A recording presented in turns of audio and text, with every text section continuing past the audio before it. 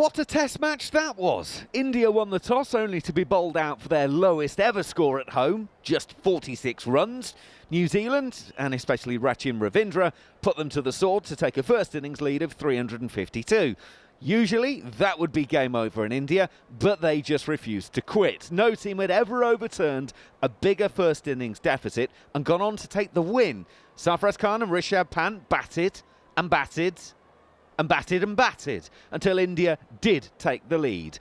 And just when they found themselves in the driver's seat, they lost their final 6 wickets for 29 runs. So we started today with the Black Caps needing 107 more runs to take a first win on Indian soil since 1988. On paper, more than achievable, but Jasprit Bumrah came out hooping it around corners and took captain Tom Latham for a duck in the first over. He went on to take Devon Conway's wicket too, before Rachin Ravindra and Will Young took the sting out of the game and New Zealand cruised to a famous victory.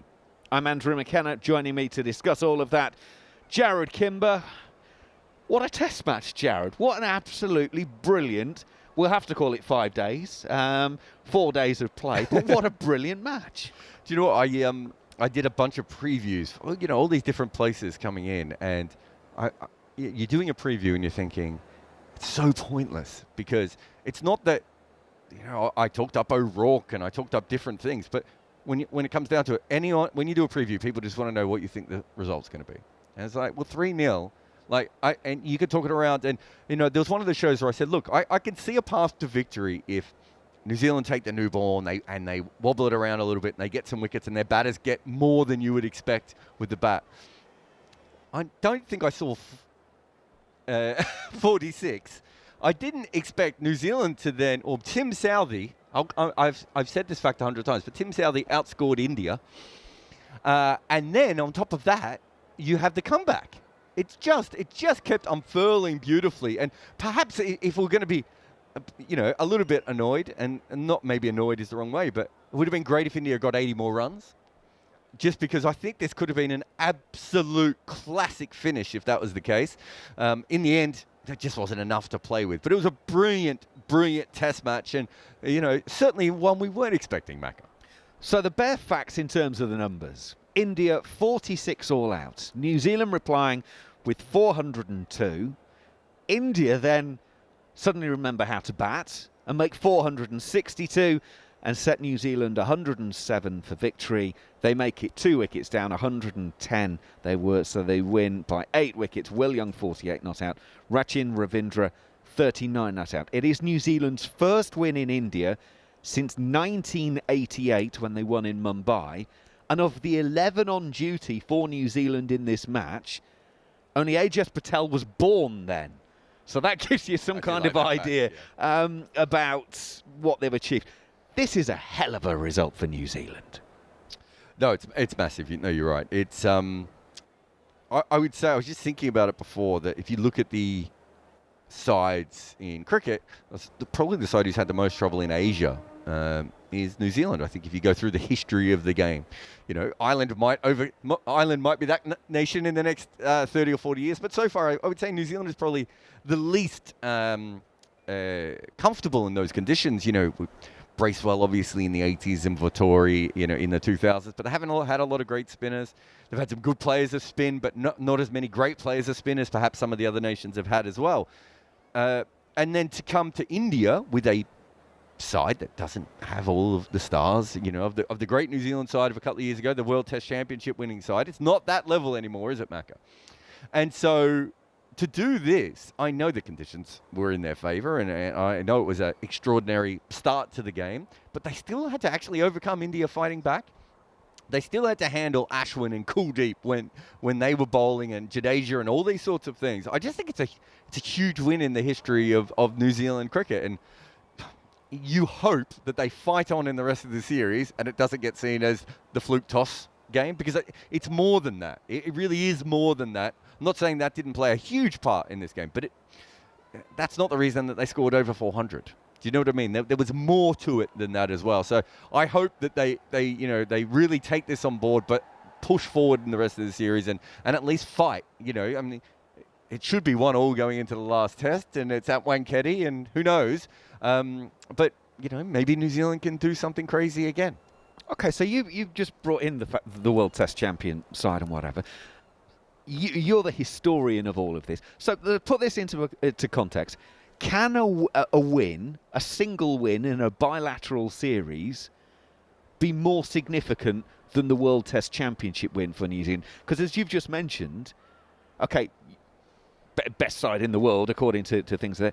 This isn't that side. They're not as good as that side. Yep. And they've won in India for the first time since 1988. So can a one-off bilateral match top the World Test Championship side? No, because I think that's such an important thing for the history of New Zealand cricket, isn't it? We know how good they were in the 80s. We know that they had some very good other strong sides. That team, that sort of McCullum into Williamson team, was building towards something, and that's their trophy and they're going to get. This might be a more impressive win, all things considered, just because a very good New Zealand team came over a couple of years ago, and I think they stole a draw in one game. Was it they 9 wickets down? I can't remember if you and I were covering that one, but I remember it went right to the end anyway. They didn't look as strong. So I think this is, an amazing moment for them. But no, I think you're right. The World Test Championship is higher, but this is huge. But because we're mentioning the World Test Championship, India had this penciled down as a win, right? They basically had it penciled down as 3 wins. Now, if they still win the rest of that series, obviously they're in a good position. But they've then got 5 test matches against Australia. They've now got to win a cup. They're probably going to have to win maybe an extra match than they expected against Australia. So it might, and you've got, who knows what South Africa is going to do against Bangladesh in this very interesting series coming up. So there's the World Test Championship. This is New Zealand. I don't think they have a realistic chance of qualifying, but they might have had a very big chance in working out who the finalists are going to be.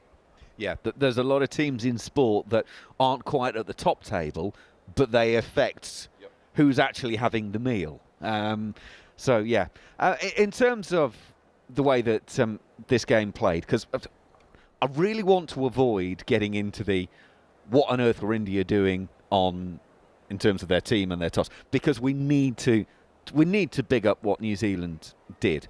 That 402 in the first innings, Rachin Ravindra 134, Devon Conway 91, and that 65 from Tim Southee that you've mentioned played such a key part in that. They really, really got their foot on the throat and never removed it, and that was what was so impressive. No, there's no doubt. I think the way that the first innings went, and there's an element of luck. You and I have covered a lot of these sorts of collapses before. You go back to the Stuart Broad one in Trent Bridge. India all out for 36 in Adelaide. If you go back and you have a look at 3 of India's wickets, there were 2 balls down the leg side, and there was a half-tracker that was hit straight to point. But towards the end of that first part of that innings, there was the pitch was starting to even up a little bit, and Kuldeep was batting quite well. And I thought, well, this is a bad side for India, because you want Kuldeep not to be able to hit a ball. But there's a difference between that and what New Zealand went on to do. And India had a chance when Southee came in to put pressure back on again. And Ravindra obviously batted magnificently. But New Zealand got themselves back in front because of that Ravindra-Southee partnership, to a point at which it was going to take India's absolute best from then on to win the game. And to be fair, India were pretty good from that point onwards. From the moment they started batting again, even all the way through until New Zealand needed 40 runs to win, India played the better cricket. But because that foot was on the throat so much by New Zealand, it just kept them in front, even as... So there was a brief moment, I think, when India became favourites in the game during that partnership. I think it was just before Sarfaraz went out. And then they even stayed favourite for a little while until the whole collapse happened. It just, New Zealand put themselves in that position to always give themselves a chance. And, the first 2 innings... It's incredible that the game ended up even slightly close in the end, because New Zealand was so brilliant at the start. And then we get to the third innings, and India did get their stuff together. Sarfraz 150, Rishabh Pant 99, Virat making 70, Rohit 52. We've been in enough dressing rooms at varying levels of sport down the years that the New Zealand dressing room have got to be concerned. They've got to be thinking, oh, blimey, we've just had there's just been a test match where Pakistan have lost, having put 550 on the board. We've bowled them out for 46, and we're staring at another branch of history here. There had to be, even the most positive of teams, there's got to be some negativity thinking, what on earth is happening here? How is this happening? Yeah, I think Monty Panesar was talking about how they just had to keep thinking, we've got them 4 down for 30 or 70 or however. But it's hard to do that emotionally. I think knowing that they were going to get that second new ball allowed them to be like, yeah, they might get this first 30 overs away from us. More talking about yesterday morning. They might get that first 30 overs away from us, but we have one more big bite of the cherry with this second new ball. We think it's going to do something. And when that ball came on, I think there were 3 play and misses in the first over. Southee and Henry bowled really well. And then India gave them a bonus wicket when Sarfraz got caught at point. Cover, actually. And at that stage, I think New Zealand were like, okay, we're in this. And then it deflates when Rishabh Pant hits one out of the park, of course. And, it's incredible. But when that replacement ball, you can see the Hawkeye data. It's really fascinating. That replacement ball just moved almost double the amount that the ball before had. And so suddenly, I think, you see O'Rourke whack that ball into the pitch, and it cuts back massively. And from that point onwards, they were just like, if we just hit the wicket here and just stay disciplined, we can come right back in. And I don't even think in New Zealand's wildest dreams they thought they were going to run through them at the end the way that they did. But that's credit to New Zealand, because I thought Henry had struggled at times. Southee hadn't always looked, threatening, especially with the older ball. And O'Rourke had a really bad spell at one stage where he was just spraying the ball and he couldn't control it the way he wanted. Those guys got back on top. Tim Southee got over the fact that there's a Rishabh Pant 6 that hasn't landed yet. And they got back on top, and they thought about what they were doing, and they got a little bit of a break with the ball, but they had to capitalize on that, and they did. And all credit to them, because, you have another team, what were they, 400 for 3 or whatever at that stage. You have to, and as you said, there has to be a part of your brain going, they could make 600 here. We might be chasing 200, 220, and we bowled them out for 46. There's no way your head can't go to that position. So for them to stay alert and alive enough and then capitalize on their good fortune, brilliant. That 6, as you mentioned, changes the game, because the ball was doing a bit. And then, as we've all seen with situations, I think actually Jeremy mentioned it on commentary yesterday. It's like, well, you don't really want that ball to get changed because you've got it going, you've done all the work on it. And actually, as it turned out, it was the best thing that happened, because Rishabh Pant causing that ball to get changed, all of a sudden the game changed. It's incredible that there have been 2 games at Chinnaswamy this year, and in 2 different occasions, the ball's been hit out of the stadium. The other one was MS Dhoni when CSK were trying to qualify. And in both situations, the batting team was completely on top, so much so that someone could hit the ball out of the stadium. And from that moment forward, the game has completely changed, because the new ball has come out, and very different kinds of match situations. The other one was a wet ball that Dhoni was hitting everywhere. They came up with a dry ball, and that was the end of that chase. And in this case, you would think, Macca, 9 times out of 10, if you're going to get a replacement newish ball, at the very least, you don't expect it to do more than the previous ball. You might think might do the same, but it doubled, and it was seaming more than 1 degree, and the ball that they were using wasn't. So it was violent movement, and you look at the Rishabh Pant wicket. That's an incredible ball by Will O'Rourke. He comes around. It was his first ball with the second new ball, it was his first ball with the second new ball, and it was one of the first balls with the second new ball, if that makes sense. But he comes around the wicket. He bangs it into the pitch, and it's angling in anyway. But it comes back at pace into Rishabh Pant, who is seeing the ball like a balloon at that point, and knocks it down back onto his stumps, and he's out. Just a huge change in the game, and you know what a massive moment that turned out to be. That wicket on its own would have been enough, but the fact that the ball was still darting around, they got KO Rahul after, not long after that, and then suddenly the tail just completely collapsed. So brilliant effort by New Zealand, because those guys would have been tired by that point, if nothing else. Okay, we've been fair and balanced and reasoned. Let's now light the flaming torches, get our pitchforks ready, and turn our attentions to India. Because, let's be honest, that is essentially where an awful lot of people are going to be looking at.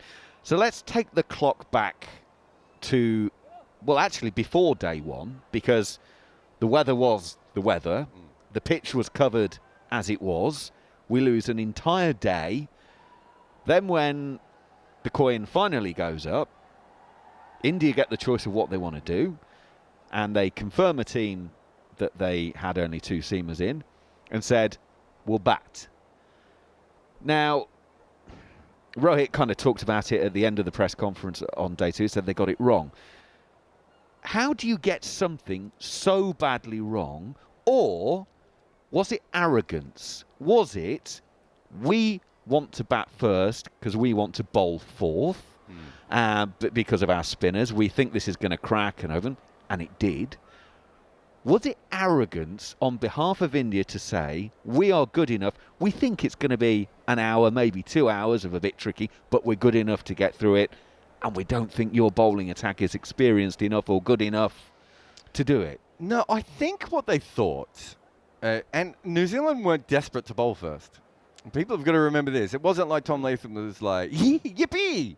Well, he actually said he was thinking of batting. Which tells, I think that tells you that both teams didn't think this was going to happen. Well, so apparently Ravi Shastri, on the TV coverage, when he said that, oh, yeah, I was thinking of batting, apparently Ravi Shastri said, I was very close to going, really? So I think it's fair to say that both teams slightly misread the pitch. Now, I think what Rohit believed was that the ball was going to nip around early. And he thought, okay, we might lose a couple of wickets, but we've done that a lot in India, and we generally then overcome that situation. They did it against Bangladesh, right? We can overcome that situation. We can get enough runs on the board, and then our bowlers will do the job. What happened was, there's no way that either captain could have known this, and this is why I don't want Rohit thrown under the bus. He will be, but I don't want Rohit thrown under the bus. I don't think anyone realised the bounce is going to be weird. Because why would you think that on that kind of surface? And you're talking about inconsistent, occasional high bounce. And if you think back, I think there was 3 wickets that came from the extra bounce. It's the combination is what killed India in that first innings. They can handle the ball seaming. They might have still lost some wickets. They're probably not going to get bowled out for 46. If it wasn't seaming, but it was bouncing weirdly, again, they would have lost early wickets, but they probably wouldn't be bowled out for 46. You put that combination in, and I think that's what caught everyone off guard. And if you have told either captain that those were the potential outcomes, there's no way Tom Latham's like, we were thinking about batting. Tom Latham's just like, he's taking his top off before the toss and running it around his head. So I think we have to bear that in mind. The other thing is, just to go back to what we were talking about before, that Adelaide collapse of India and the Trent Bridge collapse from Australia, when these things happen, Macca, it's usually obviously good bowlers, suited to the conditions, really good conditions, all those things happen. But we just saw Jasprit Bumrah zipping the ball around everywhere, and he didn't bowl anyone out for 46. And yet we saw him bowl as many good deliveries as New Zealand did. Some days, you don't hit the stumps. Some days, the edges don't go to the right fielder. A drop catch, all these different things. New Zealand, everything went their way in that 46, including, as I said before, they didn't bowl many bad balls, yet they got 3 wickets from bad balls, right? And the catches. Matt Henry, how many fast bowlers in the world are travelling 45 metres in to dive and take a perfect catch in the outfield? Devon Conway, that Devon Conway catch, it's probably about a 25 to 30% chance in cricket. And so just everything went their way. When we see the result, we instantly go, Rohit Sharma got it wrong. I didn't feel that way at the time, and I didn't feel that way at the time, even when they were bowled out for 46. Looking back on it, obviously, whoever went into bat first was going to struggle on that wicket. I don't think there's any doubt about that. Well, it sets up an incredible series, let's be honest. So, Pune for the second Test match in 4 days' time. Which should spin, and should spin a lot. Yeah, but we don't have a huge amount of history. As we mentioned during the commentary, only 2 Test matches have been played at Pune. The first of those in February 2017 when Australia beat India by 333 runs. That is the Steve O'Keefe match, where he took 12 in the match. The other game is October of 2019 when India beat South Africa by an innings and 137. Virat got 254 not out as India declared 601 for 5 and then bowled South Africa out for 275 and 189. So we don't really know how that will play. We don't. It's a lovely stadium. It's kind of in the middle of nowhere, sort of halfway between Mumbai and Pune. Beautiful big stadium that not a lot of roads in if you are driving. Any Kiwi fans making their way out there or Indians travelling. We do expect it to spin because they can make it spin, that wicket. So let's see what they do. Wankhede is the last Test, which is not as known for spin bowling, and in the IPL certainly is not known as a spin dominant one. So interesting from that perspective. The other thing is, just to get back to the World Test Championship, they now have India 7 Test matches left in the World Test Championship. By my count, and some of this depends on what happens, but by my count, they have to win 4 of those 7 Test matches. So 2 of those are against New Zealand at home, but 5 of those are against Australia. So if there's a draw in the series against Australia, or they only win 1, they will miss out on the World Test Championship, and they were probably the safest team. Now, a lot of that revolves on what Australia do in Sri Lanka and what South Africa do against Bangladesh and in their home series. But I would have said before this game that India were the team I had penciled in to the World Test Championship final. I've just erased a couple of letters. Interesting. Really interesting. So, Pune in 4 days' time is going to be absolutely massive, not only for this series, but also for India going forward. What we're basically saying is they have to win that match, and not only for this series, but for the World Test Championship as well. Could we get anything better set up? Well, of course, we will be back to bring you every ball of that match and the series exclusively live. So stay with us on talkSPORT 2, the talkSPORT Cricket YouTube channel, and of course SENZ Radio in New Zealand to bring you all of that action. Join us for the live action in 4 days' time. On AM, on DAB, via the talkSPORT app and on your smart speaker. talkSPORT.